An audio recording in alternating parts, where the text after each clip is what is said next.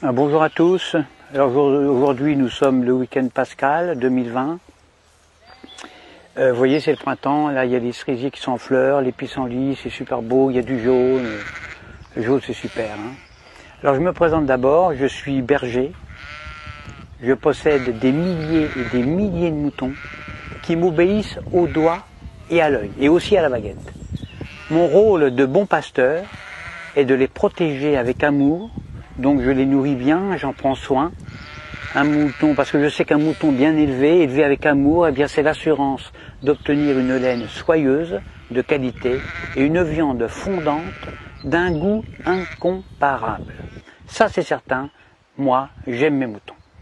Alors pourquoi mes moutons sont heureux, mais vraiment heureux quand je les tonds? Pourquoi est-ce qu'ils ne réagissent pas? Pourquoi est-ce qu'ils ne réagissent pas quand je les vaccine, quand je les sacrifie sur l'autel de la gastronomie? Il y a un mystère, il y a un mystère. Surtout quand on sait que moi, je suis qu'un petit bonhomme fragile, qui ne ferait pas le poids face à un mouton en colère, un seul mouton en colère. Un seul bélier peut me tuer d'un seul coup. Eh bien, le secret, le voici. Pour qu'un troupeau de milliers de moutons soit docile, soumis, obéissant, eh bien, il suffit de jouer soit sur la peur, soit sur leurs besoins de sécurité. Exemple. Quand j'ai besoin de les tondre, ou de les vacciner, ou de les confiner, ou même de les mener à l'abattoir, eh bien, je leur crie « Attention, vous avez un loup ! Il y a un gros loup !»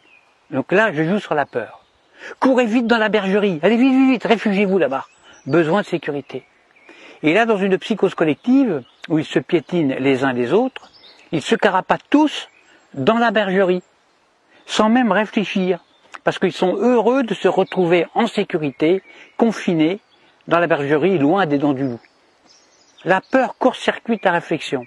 Elle fait exploser leurs neurones. Alors déjà, qu'un mouton, il n'y en a pas beaucoup.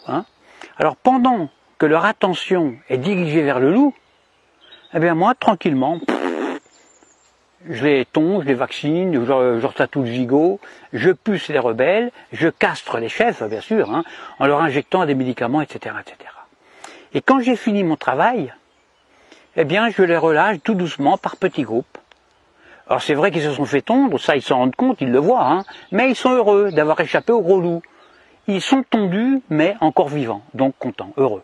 Je les fais alors bêler tous en chœur à la tombée de la nuit et je leur demande de m'applaudir à 20 h au moment du journal télévisé qui leur raconte qu'ils ont échappé vraiment à un grand danger. Alors bien sûr, sur le nombre, il y a toujours quelques rebelles, des moutons noirs, qui sont des moutons plus intelligents que les autres, qui comprennent, ils ont pigé mon stratagème. Alors ils essayent, ils tentent désespérément d'expliquer à leurs frères moutons, à leurs congénères, que si le loup en croque 2 ou 3 seulement, le berger, lui, est beaucoup plus dangereux, puisqu'ils finiront tous sur une table en méchoui, ou sur la table pascale. Alors il faut les gérer, ces moutons noirs, qui ne veulent pas rentrer dans la bergerie. Parce que ce sont des rebelles, ce sont des esprits libres. Alors à ceux-là, soit je leur montre mon bâton, soit je les fais mordre par mon chien. Or le mieux, c'est d'égorger un seul mouton noir devant les autres. Alors ça c'est super efficace. Ça. Pour un seul de sacrifier, j'en terrorise des milliers qui deviennent, mais alors, doux comme des agneaux. J'en tue un et j'en soumets des milliers. C'est comme ça qu'on étouffe la moindre velléité de révolte. Alors, il y a de nombreux hommes politiques qui viennent me demander de les coacher, alors que moi je ne suis qu'un simple berger, je suis qu'un pauvre berger. Mais s'ils me le demandent, c'est justement parce qu'on peut utiliser ces méthodes, les méthodes de berger, chez des humains. En effet, la différence entre le comportement des moutons et celui des humains, eh bien c'est que justement, il n'y a aucune différence. C'est ça le secret. Le secret est là, il n'est pas ailleurs. Donc, quand on veut faire passer une loi impopulaire, qui ne fait pas plaisir, eh bien on le fait pendant que la population a peur. Par exemple, on parle de crise climatique, de crise de la dette, de crise financière, de tempête, de canicule, de terrorisme, de crise sanitaire, etc., etc. À cause du coronavirus, là on joue avec la peur, eh bien on a réussi à confiner non pas des milliers de moutons, mais des milliards d'humains sur toute la planète, sur toute la Terre. Des humains, confinés comme des animaux.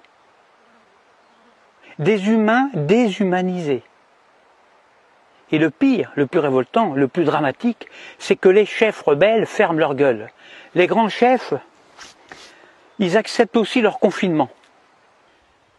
Alors la seule solution pour s'évader de ce piège machiavélique sera un réveil collectif. Alors moi personnellement, je ne perds plus mon temps à essayer d'éclairer les blaireaux. Ça sert à rien, ça ne sert strictement à rien. Parce que quand j'explique la stratégie dont sont victimes les moutons, soit le mouton est déjà éveillé, alors dans ce cas-là, toutes mes explications sont vraiment inutiles, ou alors je tombe sur un mouton con.